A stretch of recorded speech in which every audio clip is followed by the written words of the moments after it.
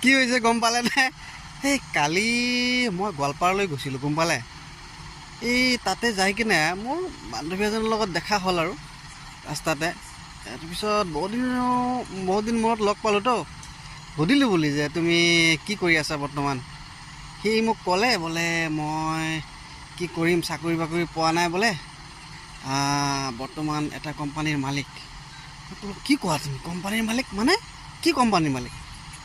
ই মানে এই কিবা বোলে আচাৰ কোম্পানীৰ মালিক বোলে। মই ক'লোঁ তুমি কেনেকুৱা মানে কেনেকুৱা চেল মাহত কেনেকুৱা আহে? মোটামুটি আহে আৰু বোলে এই কিবা এটা আহে মাহত 5-6 লাখ টকা আহে। মই কি ক'লা 5-6 লাখ টকা?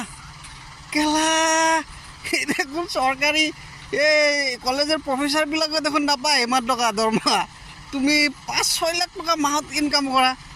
কেলা মই পিছত সিদ্ধান্ত লৈছোঁ বুজিলে, কেলা মই এটা দি দিওঁ নেকি। মই ভাবিলোঁ বোলে এইবিলাক আৰু চাকৰি পিছত দৌৰি লাভ নাই, এই কিবা এটা কৰিব লাগিব আকৌ, এই আচাৰৰ ফেক্টৰী এটাই খুলি দিওঁ নেকি, এনেকুৱা চিন্তাধাৰা লৈছোঁ। আপোনালোকে কি কয় ৰাইজ, কি কৰোঁ কওকচোন?